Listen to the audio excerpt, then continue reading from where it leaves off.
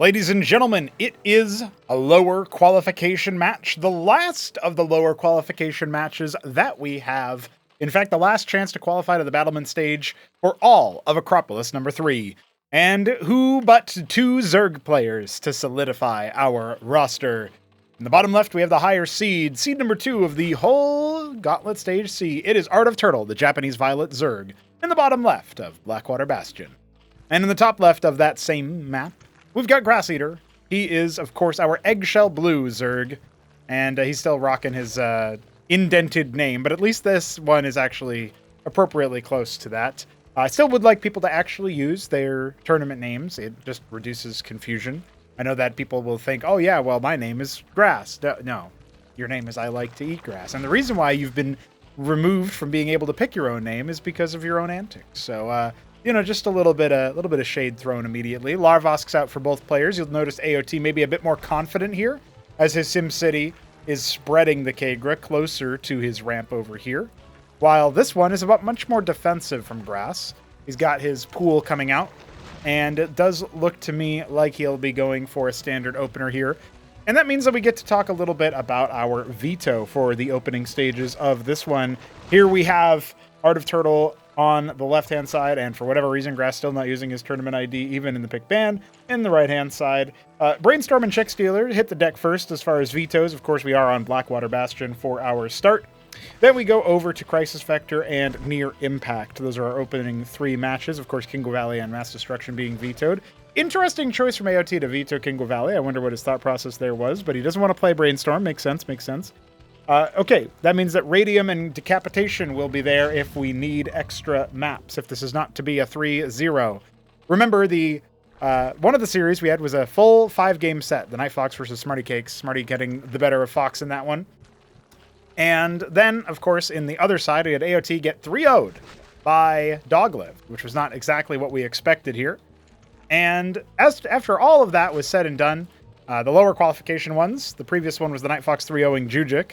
So that means that we're going to have a symmetry, right? This will be a 5-game set to qualify into the Battlement stage. I don't know. I'm just kind of throwing that out there. Grass Eater does end up spotting the Zeth attack coming on in. I'm not sure how fast his reactions were. He's got his Quaz chilling over here, and it should be just fine on the ramp here. So, Grass, no, Grass, no, Grass, you right-clicked your Quaz. Ah, Jesus. Well, he should still be fine here. He's got the Quaz coming. He's got another set of pairs. He can absolutely just sit in his mineral line. No, they're on a rally. What the hell?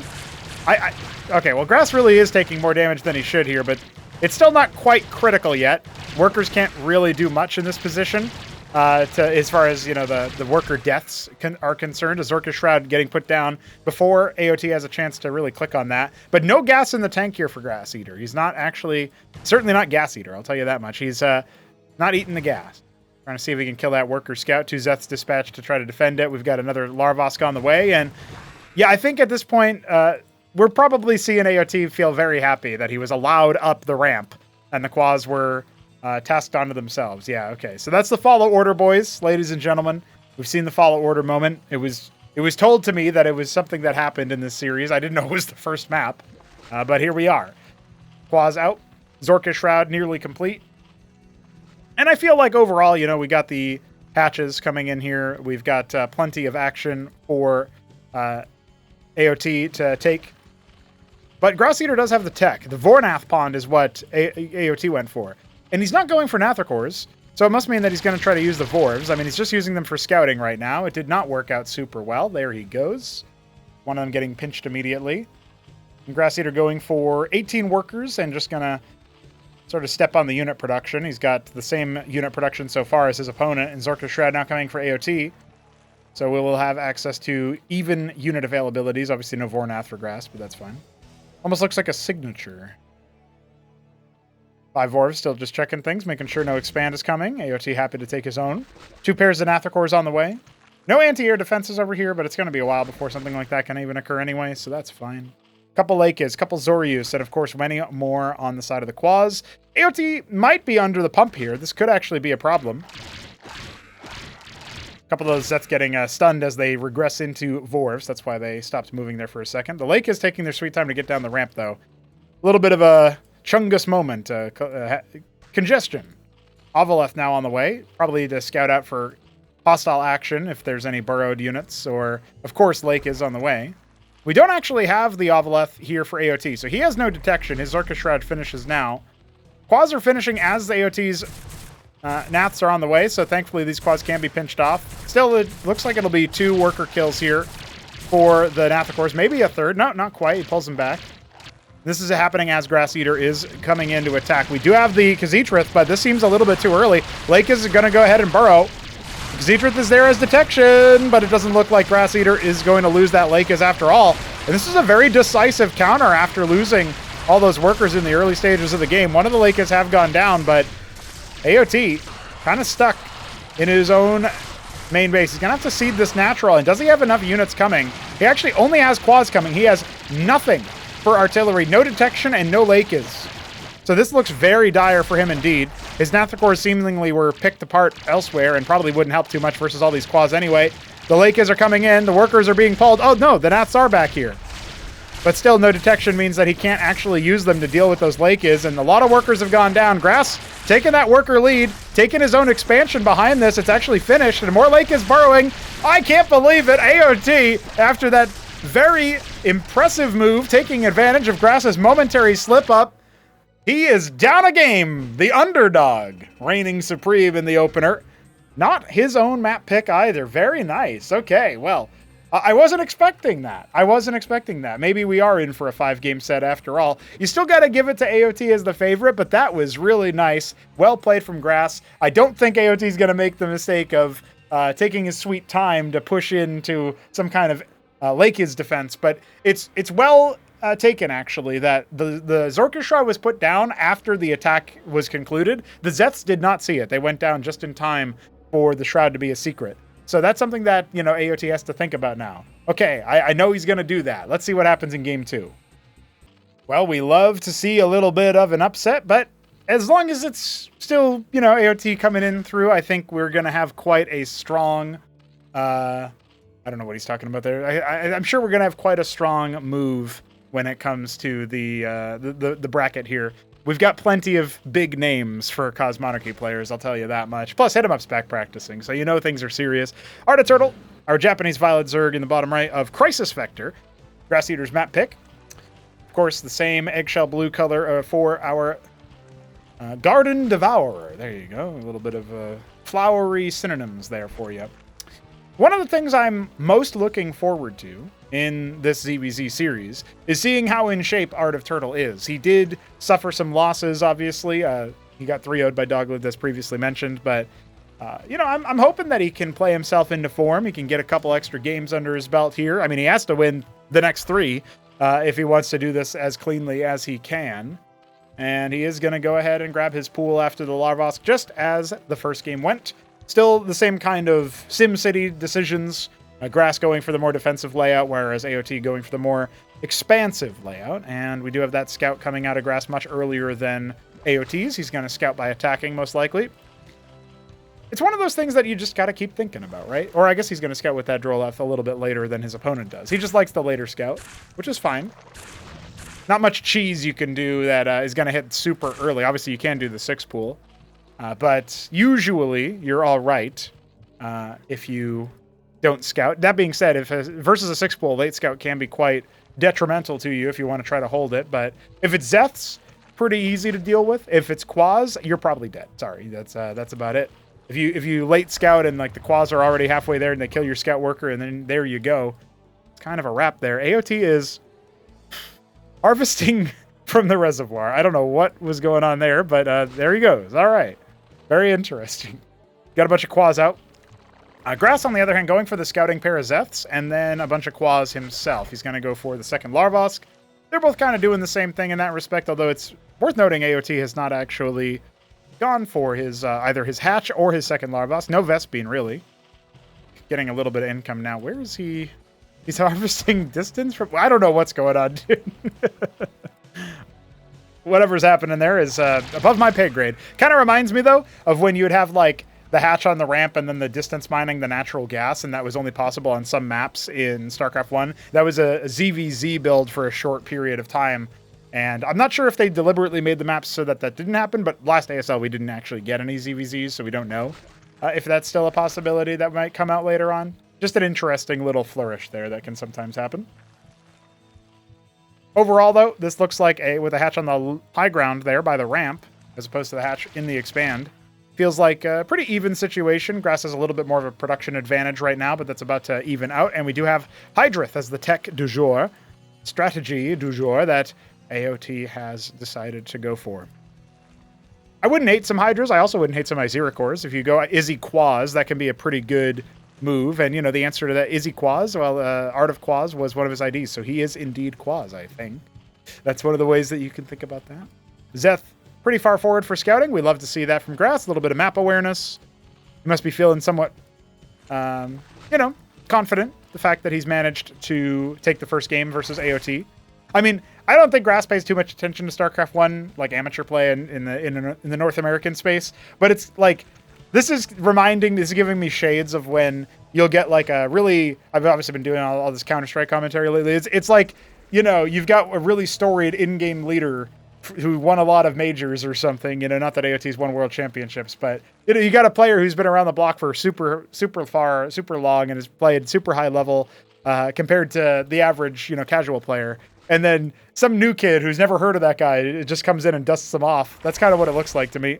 We actually have Quaz drops for both players. Grasses is going to hit a little bit sooner, but it will also scout. This is Hydra into Backtith probably. We got obviously the ski-backed scab coming.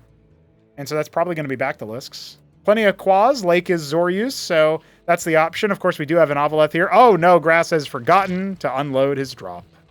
Oh, dear, Grass. You've shown your hand a little bit too soon. Now, whether this actually has the drop in it is actually not known to AOT. There's no visual indication that the transport is full. If you have detection, you can click on it, and you'll see the little text there. So that is one thing that you can do. We do indeed have that expansion coming a little bit faster for Grass. I'm not sure if AOT wants to go for it himself. His worker is indeed trying to get there, but there's a bit of a congestion, a traffic jam. That's all right. He'll get there eventually. Take that low ground. And the Lakers are here. This still is a potentially deadly attack here for Grass Eater. How soon do we get those Bactyls in the mix? Looks like we have a couple now. I don't know. All right. Well, there goes all of the spines to clear through a lot of the Quaz and an instant cancel on that hatch. But these Bactylisks are not bouncing as much as they would like to. Grass Eater might actually be able to pull this one off. The Quaz are loose in the natural. Maybe that will, or the main base for Grass rather, that might actually help AOT out on the hold. Gonna focus in some attention, but no, he's actually not microing it, and still no Ovoleth for Grass Eater or for Art of Turtle in this position. Man, they really got to start spending their moolah. They have no money, no larva to spend it on. A Bactylisk went down. There's a lot of dead bodies over there. However, these 6 Quaz are indeed in this position. Uh-oh. A couple of those Quaz get pinched. Here comes the drop from Grass Eater. He still had that this whole time. Lake is and many more Quaz on the way. I think Grass Eater just wants to commit to the fight. We are going to go for a base race. The problem is that all of the Quaz from the drop just immediately get dealt with. Very sloppy play. I think on both sides, it's fair to say. We still have these 2 Lakers to try to hold that off. So that Quaz is gone. But is the hold still good enough? There's a lot of dead workers, a lot of lost mining time there. As Grass transfers over to the natural, he makes 12 workers. Can he get on top and actually kill the Lakers? No focus fire coming in there. He finally pops one of them, but there's still 2 more to have, and it looks like Grass Eater will fall back. Oh my god, this one Quaz got 3 kills. I can't believe it. That's unbelievable extra damage that might have offset the fact that Grass was able to make another round of workers. Remember, he can mine from multiple bases. He did lose 1 Larvosk. 1,000 minerals for AOT. He's going to need to drop like 2 hatch, including 1 in the main. So 3 hatch total. I'm going to say one for the expand and 2 in the main. That would go very well. Ovoleth coming on back, sees the lake is retreating. This Ovoleth might not get out, which is potentially pretty significant, actually. Okay. AOT barely holding on. Looking pretty tough here for our North American veteran. Our American veteran, to be specific. I can't believe he's putting a macro hatch all the way in the bottom left just to watch for drops. That's a Terran strat right there. Okay. Lake is at the front door. We got Quaz at the front door as well, and that's going to turn into a Spraith as opposed to remaking the Larvosk. Very low larva game right now for both players. It's much more You could say it's more comparable, I think, to ZVZ and StarCraft 1 in that respect. But now we're finally going to get out of that with 3 hatches going in the main base for grass. And what is this? 1 hatch. Yeah, he's now taking that expand. So, all right. AOT slowly spinning down his bank. And he is indeed also capping his ridge. So a little bit more Vespene access for him. I guess equivalent geyser count, though. I mean, it's not being mined at all right now for Grass Eater. So I guess any gas access is more access than what grass has. He's trying to finish it up with pure minerals. I don't think that's intentional, though. I think maybe he never saturated the gas in the natural, and only now is he realizing, oh yeah, ever since that raid, I lack Vespene miners because they all died to the Quaz drop. So that's pretty big. We got Bactals morphing at the front line. AOT holding on with single Gorger core on the way, and it looks like maybe something might have gotten waypointed over, or he was just kind of looking over to see. Yeah, he did have no static defense last time I checked, right? That kind of thing. So here we go. Avaleth is going to reveal some things, including those Lake is. The Bactalisks will be able to take pot shots at them. Okay, so it looks like Grass Eater just wants to go for the committal, and that's not a bad idea. The Avaleth is here to help focus down those Lakis, so the first 2 should fall in pretty short order. The Hydras are the main DPS here for AOT's army, and it looks like that's more than enough to push grass back. Remember, the production is not very high for either player. That Lakis really could have been fighting this whole time, but it wasn't. That feels like it's a pretty big miss. Grass just waiting for his Hydrathin to finish, only to order 7 more pairs of Quaz, because he's desperate. He needs some kind of response. Now it's him who is on the back foot. He says, "You okay, IDK?" What does that even mean? Why did he type that? Is he tilted? Is he like, yeah, I get, he must not be happy with that loss. I don't know what happened there. He might have thought that he was going to win and then got bopped. Bad game state read for Grass Eater, perhaps. But now, well, the comeback is starting. AOT trades blows. They trade their map picks. We're going to go to map number 3 here in just a moment. I just wanted to once again highlight that was a bloody and chaotic game, sloppy on both sides. We're looking for cleaner gameplay here. Let's see if we find it from either one of these players in game 3. AOT, Japanese Violet, top left. Grass Eater, Eggshell Blue, bottom right. I keep wanting to say Emerald, but that's a green color, so I don't know why I'm saying that. It is going to be Grass Eater in the bottom right and AOT in the top left. Brother, singular. Wow, what is that? The D&D is bleeding into the yeah, all right, that makes a lot of sense. I guess that Grass Eater has been one of my D&D players the whole time. That's a reference that 6 people will get in the chat, but hey, we do indeed have another round of ZVZ here on Near Impact.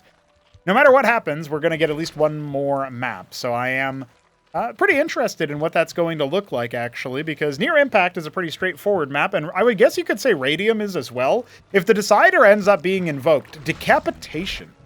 4-spawn map, that could be a very hype match after all.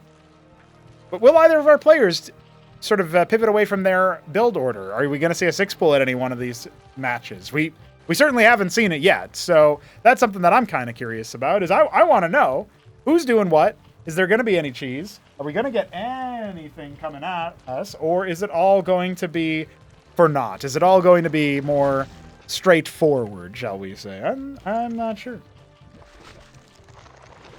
I'm not sure at all. It's actually a double Kagran, so we already see a bit of a pivot. Triple Kagran. Whoa. Is this going to be static defense? I mean, he's mining a lot of Vespene. I think one will be a Larvosk and the other is the Circuith, right? And so that's interesting because the pool timing is pretty normal, right?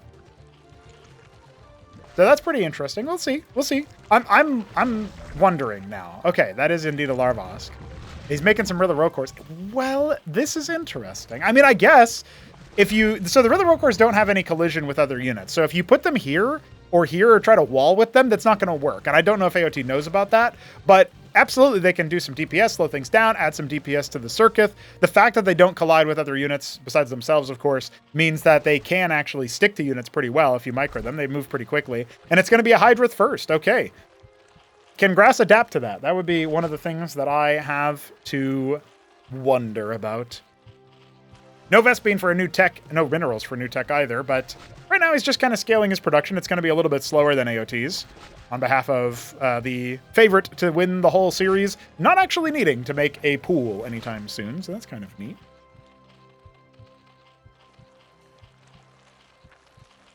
I think really the most interesting thing about this as the Zets come in is, again, this is what I was worried about for AOT, is he just going to end up losing a lot of his production? Now, he should be able to save this other one. But this also allowed Grass Eater to scout that there was tech coming. I don't know if he clicked on that, but if he knows it's Hydrith, he can start to prepare for Bactylisks, right? That seems like the main thing that I'd be worried about here. The Zeth attack, I think you can call that a success. It was, I think, 8 Zeths, or maybe a bit more than that. Either way, a lot of larva, but not a lot of minerals. And of course, the Zorkish Shroud immediately, the one base follow-up here for Grass Eater. We saw him take a game off of Smarty Cakes, a game off of Sausage, back in Gauntlet Stage B. He's definitely done this build a lot. It's what he's basically been doing this whole time anyway. Not really pivoting into the more macro-oriented stuff, so he's sticking to what he knows and what has given him some game wins before. I feel like overall, this does not look to me like something where you can point to the army composition that Art of Turtle is going to assemble and necessarily think that you're going to win in a short order. But maybe I'm wrong. Maybe the tech transition period of Grass Eater going for the Zorka's units on the one base might be enough that AOT can squeak out like a bit of a cheeky military. I mean, he's going for the expand. I guess he's not trying to win super early. He's just trying to skip the pool so he can develop his economy a bit more with those minerals and go straight into that ski-backed scab, grab the Bactylisks, etc., etc. So yeah, we've got some Lakios coming for Grass, some Zoryus coming for Grass. He's just going to do that typical Quaz move out. The Ovaleth here, he already drops this as a bit of a mind game. He'll show the Ovaleth at some point, and that will obviously make AOT consider, oh man, I need to worry about a drop defense. This is kind of a risk he's taking that he has no combat units over here. I guess he's got the really Rokors and the one Izzy, so not exactly nothing.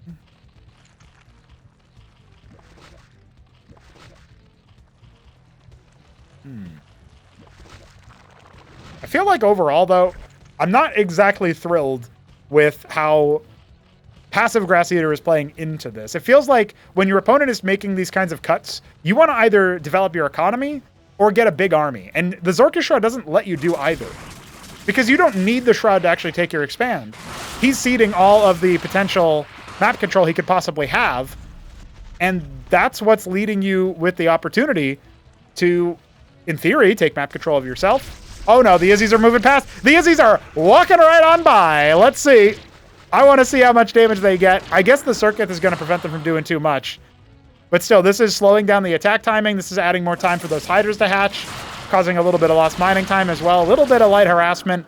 Honestly, that's a success story. That is a big success story. The Circuits are going to come down. He's already got some Skiths. He's already got some Hydras.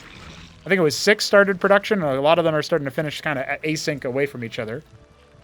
But look, now the whole army needs to slowly move over there. As the hatch comes in, Grass is definitely not favored in this engagement. The Ovaleth here for detection.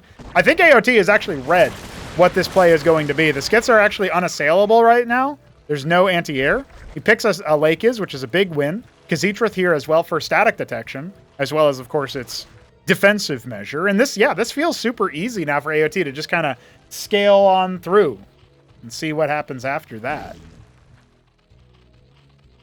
Well, the Ovaleth is here, obviously just kind of scouting, and it's clearly empty, otherwise it would have already done something. Whether or not any units get dispatched to clear that is something for another time to figure out. We might actually see a very quick tier 2 out of AOT. He's kind of banking the Vespene for that, but he could also go for a lot of Skithricors, right? So that's another option. Going for the Ridge Cap in the main base. Ovaleth getting heckled by the Hydras. It shouldn't be allowed to escape, but AOT might not micro it too much here. Just getting some more units, adding that extra hatch, putting the pool down now. Probably because he wants Naths, if I had to guess, or maybe Vorvs. I don't think he actually wants one of the basic units, but it could be still something. So close. Technically, one more Hydra hit would not have done it. Here come the Skits to heckle, causing a couple of units to be burrowed. One Drolith has gone down. He's just going to go after the Larvosk right now. And again, no combat units are over here. Grass is going to pull the trigger on the attack, but this is a Khazitra. This is all of the Hydras. He doesn't even need the Bactylisks yet. He's still going to absolutely shellac this army. And Larvos could end up going down here, but instead the Skits will actually flee. That's a lot of damage, a lot of economic disruption. 13 workers to 41. I think we know who's going to win this game, guys. Grass Eater doesn't know it yet, but he is super far behind. Maybe he does know it. He might be able to intuit that. He knows his opponent has had the expand up for a very long period of time. You know what I said earlier? That we were looking for clean gameplay, and maybe we would find it in the next map. I think we have from AOT, even though I think the opening has a lot of holes and potentially could be abused. I think clearly this is a clean... You can't say that AOT was ever looking like he was going to lose it. Even with these Bactylisks not quite finishing up, it really does not look to me like this is something where the lake can carry the day. Those eggs are actually getting softened up quite a bit, but still the circuits are here. We've got Hydras hatching. Some of the Bactylisks actually finish and then, of course, get all of their health back, so that feels like it's a pretty big deal. Now, the Khazidrith did die, so this is going to be a little bit less cost-efficient than AOT would like, but he's still got 5 Hydras coming. Are those skits anywhere? Looks like they're flying back, actually. All right, well, you know, he does break it, and that's more than I thought. I think at that point, when you see that, next time, AOT will just go ahead and cancel the eggs. Still, I think you can tell, like, Grass Eater really didn't have that much to work with. Very interesting here. Grass is trying to shoot up in worker count, but he's only going to be at 20 after this rotation. Still half the workers of his opponent. Skith's heckling and scouting. Many more Hydras, many more Bactylisks on the way here for Grass Eater to contend with because AOT is just that far ahead. His Skiths will finally get bopped in the middle of the map. Also, another thing to point out when it comes to the clean gameplay comment. Oh man, this Spraith is really blocking that mineral field, by the way. I shouldn't speak for everybody. I know some of you commenters really like those silly games, cheesy games, not clean games, dirty games. I know you guys like that, so some of you guys are out there, like some of y'all are happy to see some very silly moves. But let me just say, I think, personally, I was hoping to see some clean gameplay out of AOT. Strategically, this has definitely been a good match from him. He's going to go into that 4th map, stumping Grass, changing his build order at a pretty important moment. Quaz, Hydras, just getting caught in the very far away choke point and not able to outrun AOT's Hydras. He's going to put down some static defense, but it's way too late. He was trying to catch up on workers. 11 pairs of Quaz are going to come much too late to the fight. A more expensive set of worker losses as the Kagrints go uncancelled. One lake is coming, but it's too late now, I feel like. Yeah, this is sort of what I expected. An unsmiley face, a sad, crying face from Grass Eater as he GG's, and now it is elimination points for him. It is qualification point for Art of Turtle. Only one more of the next 2 maps are required. So come on, Grass, give us a decider, make it a good show. We're going to our 4th map. Well, here we are. This could be the final game of the series, or we could go to Decapitation. Right now we are on Radium. And Art of Turtle, Japanese Violet Zerg in the top right, Grass Eater, the eggshell blue Zerg in the bottom left. I think the reason I was thinking about Emerald earlier is because Grass used to play as Emerald, or at least try to play as Emerald. I remember that was like a Zerg color that couldn't be picked for Zerg, and we fixed that a while ago. Anyway, Grass Eater is not Emerald, he is eggshell blue. Emerald's a pretty good color, though. I actually think it's maybe underutilized. I'm going to use it in some campaigns for sure. Maybe as the Hikaton color. I feel like it's a pretty nice color, yeah. Pretty nice color. On all the races, really, but especially Terran IMO. All right, so here we are. Terran is not a part of this, even though this is a Terran-themed map visually. Grass Eater moving to the upper right, scouting ahead to see what his opponent is up to. If he scouts the double Larvosk play again, I wonder if he's going to change up his tactics. As of right now, we have just the same old opener here with the pool coming following that, but we have some more Vespian, and I think maybe AOT might be thinking about something else. Is he just going to do the 1 Larvosk? No, it's a pool. Okay, all right. I was going to say, is he going to do the 1 Larvosk into Hydrith instead of the 2 Larvosk into it? But, you know, scouting the pool, that kind of gives Grass Eater a little bit of information. He can forget about trying to make any adjustments to last game and think about instead how he'll make adjustments to game 2. Or I guess in some ways how he might try to win cleaner than in game 1. But I guess mostly that's just don't follow order all your quas. In a way, it may have baited AOT into a precarious, compromising position. Because I feel like in that situation, Grass Eater was in a good spot to, kind of bait AOT into this idea, this stance that actually, you're ahead, you should do something more risky and aggressive. And then the counterattack comes and it's just over quickly. At least this time around, the SimCity isn't too bad, although if he ever needs to go between the ridge and the mineral field here to like retreat workers away from something, he's going to be in a tough pickle with that K-Grim placement. Vornath very quickly here, so this is looking a lot like game 1 in terms of AOT's strategy anyway. We'll have to see how quickly either of them decide to expand. Not entirely sure. I mean, we've got 8 Zeths, so that's not too bad. AOT will try to do the same exact thing as before, really, run them in. Quasar already starting to staff the ramp. Okay, hold on, I'll check. Don't worry, that one's just trying to move to the same space. He's not actually following the unit, so he's fine. He's all good. Zeths see each other in the middle of the map. Grass able to catch sight of that. He'll get his workers working. And his Quas gestating. And yes, indeed, he is ready. You can see, I'm holding Alt to show the order lines there. By the way, shout out to anybody who's trying to record as an admin, but I really recommend you turn off the order line display. Make it so that you have to hold left Alt or whatever. I mean, I think it's right Alt as well. Yeah, it's any Alt key. But the reason I say that is because, really, we need to not have it, like, constantly. For example, if I select the workers, I need it to not look like this. You know what I mean? Oh, look, I got a bunch of man, look, they're all over the screen. Don't do that. Don't be silly. All right, so the Quas are going to stand guard at the ramp. That makes a lot of sense. Zorka Shroud on the way once more. I mean, no surprises out of Grass Eater so far. No changes, no adjustments. He did make a Hydrith Den in, I think it was 2 games ago. Yeah, it was on was it on Blackwater? No, that was game 1. I don't remember what our second map was already. Near Impact? Anyway, I knew he made a Hydrith Den and then made a bunch of Quas when he was getting overwhelmed. And so that was indeed a game that he was not expecting to drop. That was Crisis Vector. Now that I remember it now. I was thinking about the grass, and that made me think of that. The Nath stack is definitely going to be impactful here, though. We've got 10 of them killing that Larvosk, and now they'll go after another one, really crippling the ability for him to leverage the tech that he's achieved. All the Zeths will go down. Quas can definitely trade with the Naths, but that harassment was more than effective. And Grass has to now make a decision. Does he remake all of those Larvosks, or does he go straight into all of the gas-intensive unit production that he needs? He's got plenty of minerals. He can make plenty of what he needs there. Oh, look at this one Zeth. Just that one Zeth. The hatch over here in the natural being heckled. Remember, the Nats can fly over here, so you don't want to go with all of your Quas, in my opinion. He does have the one Spraith, but you would want some Quas pelting them at the same time.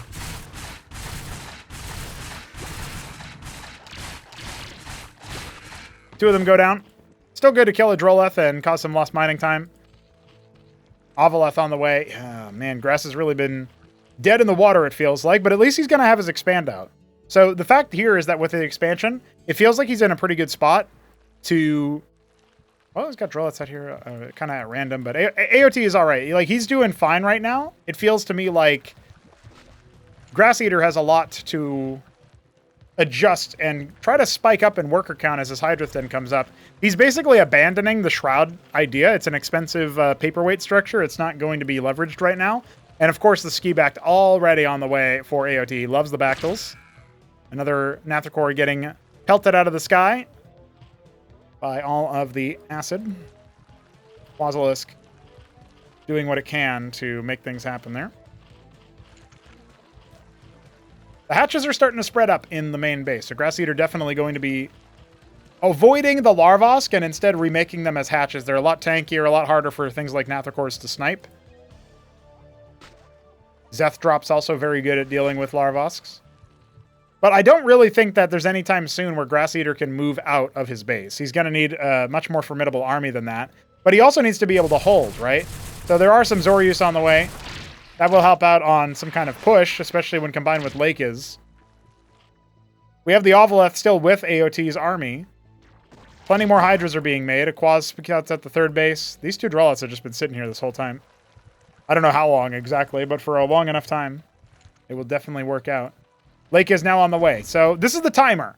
If AOT attacks before those Lakes are ready, and after, even after the Lakes hatch, if Grass doesn't have enough units to chaff for them to sort of serve as a front line, then this could easily end the series right here and now. He's made the Kagrants, but that's... Oh, he's making Spraiths out of them. He needs anti-surface defense, and he just doesn't know it.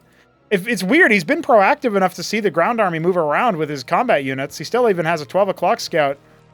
And he's got his Ovaleth out. If it moves across the map to give him some vision, that would be really helpful right about now. There's no Lakes on the way, but if the Ovaleth gets focused down, that might convince Grass to remake an Ovaleth instead of making something else, right? So that might sort of put some fear in him. Staging forward here, we've got a couple of Bactylisks. Looks like 5 or 6. Not really the biggest number, but still. This looks really dangerous now for Grass Eater. Where are the Lakers? They need to get in on this fight. The Ovaleth is not actually revealing them anymore. The Quaz have sent those Lakers further away. Has AOT overstepped his bounds? All those Iziricors are getting shredded. Still 3 Lakers left to go, but he calls GG. Can't handle it. I wonder... That actually felt like maybe there was a chance for Grass Eater to hold, but maybe he was mentally boomed, or maybe he saw something I didn't. Hey, comment below if you think you know why Grass Eater GG'd in that game. But AOT will welcome himself directly into the Battlement stage. He is our final contestant to qualify in, and that is very epic for him. We can now finally say that we know the complexion of our group stages. Definitely check out the Battlement stage, the main stage, really, of a Gauntlet Stage C, or rather Acropolis number 3, on Wikipedia. I'll try to remember to drop a link somewhere. But definitely check out the tournaments page and stuff like that. There's some really cool stuff afoot here with our Battlements groups. And so AOT will be our final player. Just to give you guys a little bit of an update there, that means that we have 1 random, hit 'em up, 5 Zergs, Hamster, Krankadow, Jaculensky, Cannoli, I am the Weed of God, and now the 6th, Art of Turtle. We have 4 Terrans, Ayud64, Top Ramen, Shopkeeper Dog, and Smarty Cakes. And we have 7 Protoss. We've got Neblime, Arbuz Budesh, Kasuga, the Shambler, Sausage, Dog-Lived, and the Night Fox. So that is our complexion for our 18 players. The most winningest 18 players in recent history here for Cosmonarchy. And I am very much looking forward to see what our top 12 will be like in the Throne Room stage. And furthermore, what our top 4 will look like all the way at the end of that Throne Room stage. So stay tuned for that. We'll see you this weekend for that very hype Battlement stage, and I will be watching with great interest as our players continue to improve. Grass Eater, commiserations to you, sir. You were 2 games away from making it into the Battlement stage, and you tried so damn hard participating in every Gauntlet stage, and I appreciate that. I look forward to seeing when you do make it in through some very good development. You're obviously getting better in that respect, and just missed out at the last chance, at the last hurdle. Now, AOT will be taking your spot, the spot that you could have had, and he will be going in further forward. Maybe there's a chance he can make it into the Throne Room stage himself. He has not missed a Throne Room stage since Acropolis has begun. So, let's see if he can do 3 in a row. GG's, and I'll catch you guys this weekend for those exciting tournament matches.